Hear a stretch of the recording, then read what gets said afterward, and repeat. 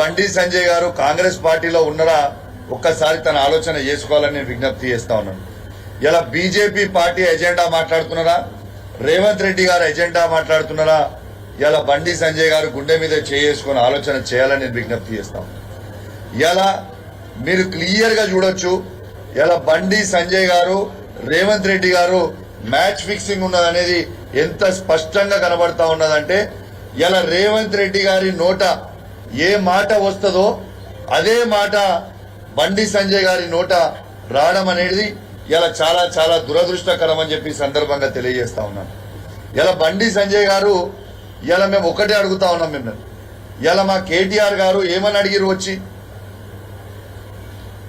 మా కరీంనగర్ లో పట్టణంలో కరీంనగర్ నడి బొడ్డన ఇలా బండి సంజయ్ గారి ఇంటి కూతవేట దూరం నుంచి ఇలా సిపిఆర్ ఆఫీసర్ నుంచి కూతవేట దూరం నుంచి ఇలా ఫైరింగ్ సంఘటన అనేది జరిగింది.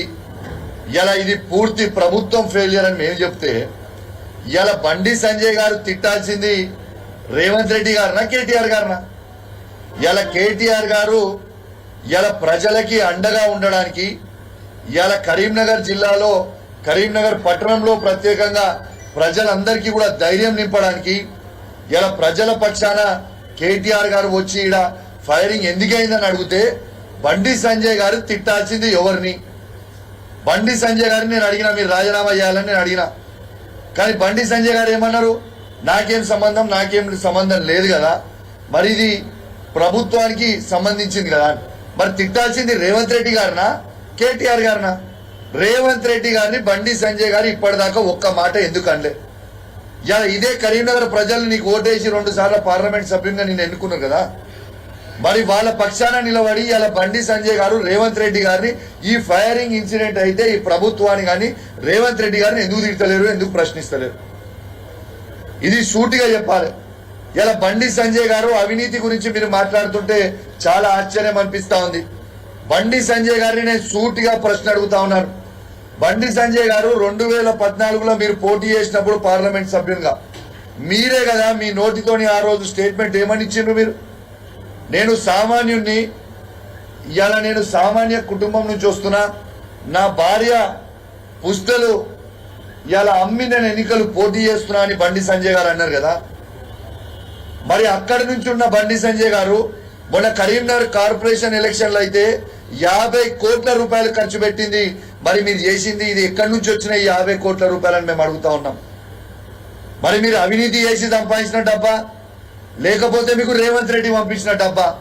ఇది ప్రజలకి మీరు జవాబు చెప్పాల్సిన అవసరం ఉన్నది. మరి మీరు చేసింది అవినీతి పెట్టుకొని మరి ఇలా పుస్తలు అమ్ముకొని పోటీ చేసిన 2014లో అని చెప్పిన బండి సంజయ్ గారు మొన్న కరీంనగర్ కార్పొరేషన్ ఎలక్షన్ లో అయితే 50 కోట్ల రూపాయలు ఇలా ఎట్లా ఖర్చు పెట్టిరని మేము అడుగుతా ఉన్నాం. ఇలా కేటీఆర్ గారిని తిట్టే స్థాయి మీద మేము అడుగుతా ఉన్నాం. ఇలా కేటీఆర్ గారు 5 సార్ల శాసనసభ్యునిగా గెలిచిండు. ఇలా 5 సార్లు ప్రజల మనసు గెలుచుకొని ఇలా గెలిచిండ్రు. ఇలా కేటీఆర్ గారు ఇవాళ తెలంగాణ రాష్ట్రాన్ని ఇలా ప్రపంచంలోనే ఒక మ్యాప్ గా నిలబెట్టి ఇలా మన అందరం గర్వపడేలాగా ఇలా కేటీఆర్ గారు మన తెలంగాణ రాష్ట్రాన్ని కేసీఆర్ గారు కేటీఆర్ గారు పెట్టిండ్రు. అనేక సార్లు మీరు కేటీఆర్ గారి మీద నోటికొచ్చినట్టు తిడుతా ఉన్నారు, నోటికొచ్చినట్టు మాట్లాడుతూ ఉన్నారు. ఇలా నేను ఒకటే అడుగుతున్నా బండి సంజయ్ గారు, నేను ఛాలెంజ్ విసురుతా ఉన్నా, నీకు దమ్ము ధైర్యం ఉంటే నువ్వు మొగనువే అయితే నేను సవాల్ విసురుతున్నా కరీంనగర్ గడ్డ మీద నుంచి రా, ఈ గీతా భవన్ చౌరస్తాలో చెప్పు, నువ్వు టేక్ టైం మా కేటీఆర్ గారిని నేను తీసుకొని వస్తా. ఇలా ఏ సబ్జెక్ట్ మీద మాట్లాడదామో చెప్పు. ఇలా ఉట్టిగా మమ్మమ్మ పెబ్బెబ్బే కాదు. బండి సంజయ్ గారు, నీకు దమ్ముంటే సబ్జెక్టు మీద చర్చ పెడదాందా? ఇరిగేషన్ మీద చర్చ పెడతావా? కేటీఆర్ గారితో దా వస్తాడు మా కేటీఆర్ గారు. సివిల్ సప్లై మీద చర్చ పెడతావా? దా వస్తాడు. నీ హోమ్ డిపార్ట్మెంట్ మీద చర్చ పెడతావా? దా వస్తారు. ఐటీ ఇండస్ట్రీస్ మీద పెడతావా? వస్తాడు. దా కరీంనగర్ పట్టణంలో ఇలా కేటీఆర్ గారు ఎంత, కమలాకర్ గారు ఎంత అభివృద్ధి చేసిండో దాని మీద చర్చ పెడదామా? దా వస్తాం, చూద్దాం దా. ఇవన్నిటి మీద చర్చ పెట్టండి. మీరు సబ్జెక్టు మాట్లాడండి తప్పితే మీరు సబ్జెక్టు మాట్లాడకుండా మెమ్మెమ్మే పెబ్బెబ్బే అంటే కలవదు బండి సంజయ్ గారు. మీరు నోటికొచ్చినట్టు కేటీఆర్ గారి మీద మాట్లాడితే మేము కూడా నోటికొచ్చినట్టు కంటే మాట్లాడగలుగుతాం, నీకంటే ఎక్కువ మాట్లాడగలుగుతాం. నోటికొచ్చినట్టు నీకంటే ఎక్కువ మాకు కూడా మాటలు వస్తాయి. ఇలా కేసీఆర్ గారిని పట్టుకొని ఒక కేసీఆర్ కొడుకు అయితే ఏం మాట్లాడలేవి మాకు అన్నిక రాదా? నువ్వు మీ తల్లిదండ్రులకి అని మేము అన్నిక రాదా? మేము అనము, మాకు అనాల్సిన అవసరం మాకు లేదు, మాకు సంస్కారం ఉంది కాబట్టి. అసలు మీరు బాధ్యత గల హోమ్ మినిస్టర్ కాదా? ఇక్కడ నోటికొచ్చినట్టు మాట్లాడతారు, ఇష్టం ఉన్నట్టు వచ్చి మాట్లాడతారు. అసలు ప్రజల గురించి మీరు చేసింది ఏంటిది? ఈ 10 సంవత్సరాల ఇలా కరీంనగర్ పట్టణానికి మీరు పార్లమెంట్ సభ్యులుగా ఉన్నారు, ఏం చేసినావు చెప్పు? టీఆర్ఎస్ పార్టీ ఏం చేసిందో నిలబెట్టి చెప్తాడు మా కమలాకర్ అన్న. రాండి చర్చకు వస్తారా? కమలాకర్ ఏం చేసిండ్రో ఇలా కరీంనగర్ లో పట్టణంలో ప్రతి రోడ్ వేసింది కేసీఆర్ గారు, కమలాకర్ అన్న, వినోద్ అన్న. ఇలా స్మార్ట్ సిటీ గురించి మీరు గొప్పగా చెప్తున్నారు. స్మార్ట్ సిటీలో మీ కాంట్రిబ్యూషన్ ఏంది? ఇలా స్మార్ట్ సిటీ తెచ్చింది బాజాబ్తు మా ఎంపీ వినోద్ కుమార్ గారు. వాస్తవం కాదా ఇది? మేం చేసినా నేను చేసినా అని చెప్పుకునేది. దీన్ని ఎంబడిబడి చేసింది వినోద్ కుమార్ గారు, ఇది వాస్తవము. వినోద్ కుమార్ గారు, గంగ్లా కమలాకర్ గారు, కేసీఆర్ గారు చేసింది వాస్తవం. మీరు చేసింది ఏముంది? 10 సంవత్సరాలలో రెచ్చగొట్టడము, గెలిపించడం తప్పితే. ఇలా నేను బండి సంజయ్ గారిని ఒక్కటే అడుగుతా ఉన్నాను, మీరు కేటీఆర్ గారిని ఏదో బాగా తిడుతున్నారు, అసలు మీరు ఒక్కసారైనా ఎమ్మెల్యే గెలిచిండ్రా? ఇదే కరీంనగర్ పట్టణంలో మీరు ఒక్కసారైనా ఎమ్మెల్యే గెలిచిండ్రా? నువ్వు కేటీఆర్ ని తిట్టే స్థాయి మీద పెరిగిపోయింది అయ్యాలా? కరీంనగర్, ఇదే కరీంనగర్ పట్టణంలో గంగ్లా కమలాకర్ గారు మీరు చిత్తుగా 3 సార్లు ఓడగొట్టిండు కదా. ఏదో మేము విర్రవీగుతున్నాం, మేమేదో హీరో అని, నేనేదో అని. ఏంటిది? ఇలా 2 సార్లు మీరు పార్లమెంట్ గెలిచింది. ఎట్లా గెలిచిండ్రు మీరు? నరేంద్ర మోడీ గారు వేవ్లో గెలిచిరు, అది మోడీ గారికి ఓటేసిరు జనం. ఇలా మీరు చేసింది ఏముంది? ఇలా మీరు ఒక్కసారైనా ఎమ్మెల్యేగా కరీంనగర్ పట్టణంలో గెలిచిండ్రా? అసలు ఎమ్మెల్యేగా ఒక్కసారైనా మీరు గెలిచిండ్రా? ఇలా మీరు కేటీఆర్ గారిని, కేసీఆర్ గారిని నోటికి వచ్చినట్టు మాట్లాడుతా ఉన్నారు. ఇలా మేము కూడా అనొచ్చు కదా. ఇలా నేను సవాల్ విసురుతున్నావు, భయ్ నువ్వు అన్నావు కదా డ్రగ్స్ అని కేటీఆర్ గారిని. రా, కేటీఆర్ గారు టెస్ట్కి రావడానికి సిద్ధంగా ఉన్నారు, టైం డేట్ ఫిక్స్ చేయి. ఇలా నువ్వు, బండి సంజయ్ గారు, రేవంత్ రెడ్డి గారు, కేటీఆర్ గారు ముగ్గురు పోయి ఇలా డ్రగ్స్ టెస్ట్ ఇస్తాం దాండి. ఎవరు డ్రగ్స్ తీసుకుర్రో మేము మనకు తెలిసిపోతుంది కదా ప్రజలకి. ఇలా మేము కూడా అనొచ్చు కదా బండి సంజయ్ గారు, ఇలా తంబాకు తినుకుంటూ దాంట్లో డ్రగ్స్ మిక్స్ చేసుకుని తంబాకు తింటేనే మీకు ఎంటికలని నూసిపోయిన సైడ్ ఎఫెక్ట్ కి గుండు అందుకే అయినరని నేను కూడా అనుకుంటున్నాను. మరి మీకు కూడా డ్రగ్స్ టెస్ట్ ఇవ్వాలి, ఖచ్చితంగా ఇవ్వాలి బండి సంజయ్ గారు మీకు కూడా. ఇలా మాట్లాడుకునేది నోటికి వచ్చినట్టు మీరు మాట్లాడితే నోటికి వచ్చినట్టు మేము మాట్లాడలేమా? మాకు రాదా? మాకు చేత కాదా? ఇలా డ్రగ్స్ టెస్ట్ కి రాని మరి సిద్ధంగా ఉన్నారు మేము కూడా. అసలు ఇలా టాపిక్ ఏంది కరీంనగర్ పట్టణంలో? ఇలా మీరు ఇలా సిగ్గుపడాలి బండి సంజయ్ గారు అని నేను అంటా ఉన్నాను. ఇలా ఏం మాట్లాడుతుంది బండి సంజయ్ గారు? మొన్న ప్రెస్ మీట్ పెట్టి మాట్లాడినప్పుడు ఏం మాట్లాడాడు? అసలు హోమ్ మినిస్టర్ గా నాకేం సంబంధము?